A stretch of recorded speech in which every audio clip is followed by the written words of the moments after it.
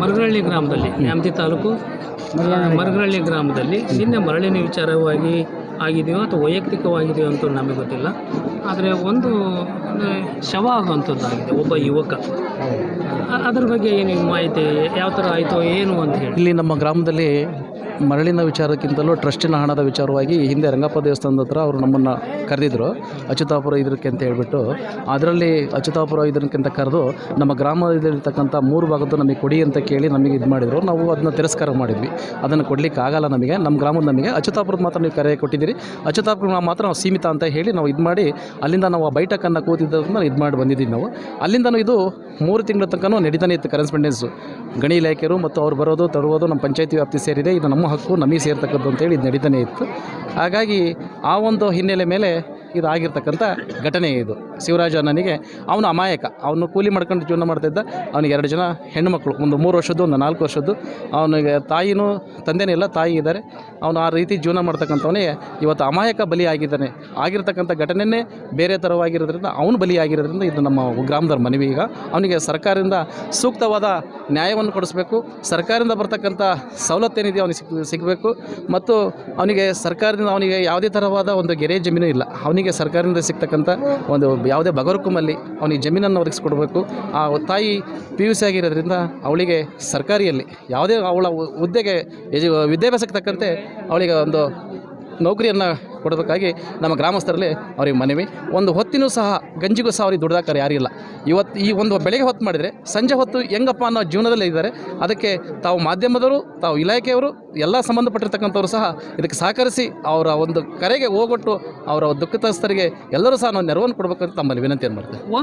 ಒಂದು ಸರ್, ನಿಮ್ಮದು ಕೋಟಾಳಿ ಇರ್ಬೋದು, ಮರಮನಹಳ್ಳಿ ಗ್ರಾಮ ಇರ್ಬೋದು ಮತ್ತು ಸಿ ಕರಕಟ್ಟೆಯವರು ಇರ್ಬೋದು, ಇದು ಗ್ರಾಮ ಪಂಚಾಯತಿಯಲ್ಲಿ ಅಂದರೆ ಪಂಚಾಯತಿಗೆ ಬರುವಂಥದ್ದು ನಿಮ್ಮ 2 ಗ್ರಾಮ ಮತ್ತು ಅದು ಸೇರಿ ಪಂಚಾಯತಿ ಆಗಿರೋದು. ಹೌದು. ಈ ಮರಳಿನ ವ್ಯತ್ಯಾಸದಿಂದ ಈ ವಿಷಯ ಏನಾರ ಆಯಿತಾ ಅಥವಾ ವೈಯಕ್ತಿಕ ವಿಚಾರ ಏನಾರ ಬಂತಾ ಅಂತ ಹೇಳಿ? ಇದು ಮರಳಿನ ವಿಚಾರಣೆ ಅಂತಲೇ ಹೇಳಲಿಕ್ಕೆ ಸಾಧ್ಯ ಇದೆ ಸರ್. ಯಾಕೆಂತಂದರೆ ಮರಳು ನಮಗೂ ಸೇರ್ತಕ್ಕದ್ದು, ನಮಗೂ ಕೊಡಬೇಕಾದ್ದು ಅಂತಲೇ ಅದನ್ನು ನೋಡಿದೆ ಇದು ಇದೆ. ಅವರು ಯಾವುದೇ ಒಂದು ವಿಚಾರ ಆದರೆ ನಮ್ಮ ಗ್ರಾಮ ಪಂಚಾಯತಿ ಸೇರ್ತಕ್ಕದ್ದು, ಆಮೇಲೆ ಮೆಂಬರ್ಗಳಿಗೆ ಗೌರವ ಕೊಡದೇ ಇರತಕ್ಕಂಥದ್ದು, ಯಾವುದೇ ಒಂದು ಹಣಕಾಸಿನ ಗ್ರಾಂಟಿನ ವಿಚಾರವಾಗಿ ನಮ್ಮ ಮೆಂಬರ್ಗಳನ್ನ ಕಡೆಗಣಿಸ್ತಕ್ಕಂಥದ್ರಿಂದ ನಾವು ಈಗ ಸರ್ಕಾರಕ್ಕೂ AC ಅವ್ರಿಗೆ ಮನವಿ ಮಾಡಿದ್ರೆ ನಮ್ಮ ಗ್ರಾಮ ಪಂಚಾಯತಿಯನ್ನು ಕಡದಕಟ್ಟೆಗೆ ಇದು ಗೋನ್ಕೋವಿಗಾಯ್ತು, ಚೀಲರಿಗಾಯ್ತು ಸೇರ್ಪಡೆ ಮಾಡಿ ಸರ್ಕಾರ ವ್ಯಾಪ್ತಿಯಲ್ಲಿ ಅಂತ ಸಹ ನಾವು ಗ್ರಾಮದವರು ಇವತ್ತು 2 ಊರವರು ಸಹ ನಾವು ಮನವಿಯನ್ನು ಮಾಡಿದ್ದೀವಿ AC ಅವ್ರ ಹತ್ರ. ಒಂದು ಜೀವ ಒಬ್ಬ ದಲಿತ ಕುಟುಂಬದ ಒಬ್ಬ ವ್ಯಕ್ತಿ, ಇನ್ನು ಯುವಕ, ಆ ಜೀವ ಹೋಗೋಕ್ಕಿಂತ ಮುಂಚೆ ಈ 3 ಗ್ರಾಮದವರು ಸೇರಿ ಒಂದು ಏನಾರ ಪಂಚಾಯಿತಿಯನ್ನು ಮಾಡಿ ಏನಾರ ಬಗೆಹರಿಸುವಂಥ ಕೆಲಸ ಯಾಕೆ ಪದೇ ಹೇಳ್ತಾನೆ ಇದ್ವಿ. ನಮ್ಮೂರದನ್ನು ಬಿಟ್ಟು ಕೋಟೆಳದಲ್ಲಿ ಯಾವುದೋ ಥರವಾದ ಮರಳಿ ದಾರಿ ಇಲ್ಲ, ಅಚ್ಯುತಾಪುರದೇನಿದೆ ಅದು ಕೂತ್ಕೊಂಡು ಮಾತಾಡೋಣ ಅಂತ ಹೇಳಿದರೆ ಅಚ್ಯುತಾಪುರಕ್ಕೆ ನಾವು ಸೀಮಿತವಲ್ಲ, ಇಲ್ಲಿ ಬರ್ತಕ್ಕಂಥದ್ದಕ್ಕೂ ಸಹ ನಮಗೆ ಅದರಲ್ಲಿ ಬೇಕು ಅನ್ನೋ ಒಂದು ಅವ್ರ ವಾದ ಆಗಿರೋದ್ರಿಂದ ಈ ಸಮಸ್ಯೆ ಉಲ್ಬಣಗೊಳ್ಳುತ್ತೆ.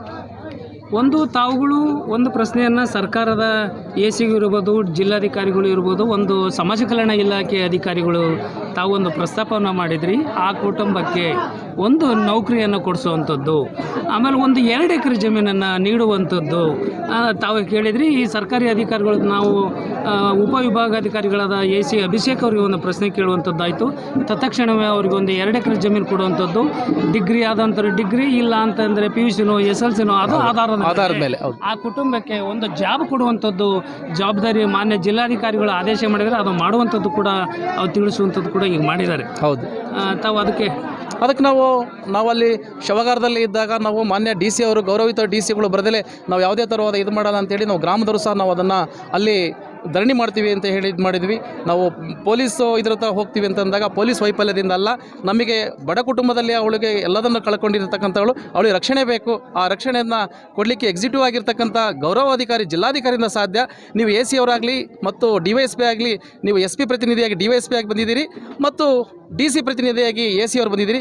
ಎಕ್ಸಿಕ್ಯೂಟಿವ್ ವರ್ಕನ್ನು ಮಾಡ್ತಕ್ಕಂಥವ್ರು DC ಅವರು. ಆ ಮಾನ್ಯ ನಮಗೆ DC ಅವರು ಬರಬೇಕಂತ ಮುಖಾಂತರ ಅವರು ದೂರವಾಣಿ ಮುಖಾಂತರ DC ಅವ್ರಿಗೆ ಕರೆ ಮಾಡಿ, ಆ DC ಅವ್ರಿಗೆ ಕರೆ ಮಾಡಿ ಆ ಒಂದು ಬೇಡಿಕೆಗೆ ಅವರು ಅದನ್ನು ನಾವು ಈಡೇರಿಸ್ತೀವಿ ಅಂತ ಹೇಳಿದಾಗ DC ಅವರು ಇನ್ನು ವಾರದಲ್ಲೇ ಬರ್ತೀವಿ ಅಂತೇಳಿ ಮನವಿ ಮಾಡಿದಾಗ ನಾವೆಲ್ಲರೂ ಸಹ ಅದಕ್ಕೆ ಅವ್ರಿಗೆ ಮಾತಿಗೆ ಗೌರವ ಕೊಟ್ಟು ನಾವು ಸ್ರವ ಅಂತಿಮ ಸಂಸ್ಕಾರ ಮಾಡಲಿಕ್ಕೆ ನಾವು ಗ್ರಾಮದವರು ಮತ್ತು ಅವರ ಸಂಬಂಧಿಕರೆಲ್ಲರೂ ಸಹ ನಾವು ಇದು ಮಾಡ್ಕೊಳ್ತೀವಿ. ಸರ್, ನಾನು ಈಗ ದುಃಖದ ಸಮಯ ಸಂದರ್ಭದಲ್ಲಿ ತಮಗೊಂದು ಸಾರ್ವಜನಿಕರ ಅಳ್ಳಲೇನು ಅಂತಲೂ ಕೂಡ ನಾನು ಭಾವಿಸ್ಕೊಂಡಿದ್ದೀನಿ.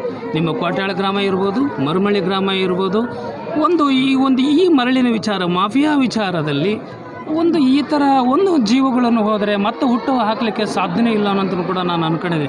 ಆ ವ್ಯಕ್ತಿ ಇನ್ನೊಬ್ಬ ದೇಶದ ಪ್ರಧಾನಮಂತ್ರಿ ಆಗೋದತ್ತೇನೋ, MLA ಆಗೋದತ್ತೇನೋ, ಗ್ರಾಮ ಪಂಚಾಯತಿ ಒಬ್ಬ ಸದಸ್ಯ ಆಗೋದತ್ತೇನೋ, ಸಮಾಜ ಸೇವೆ ಮಾಡುವಂಥದ್ದು.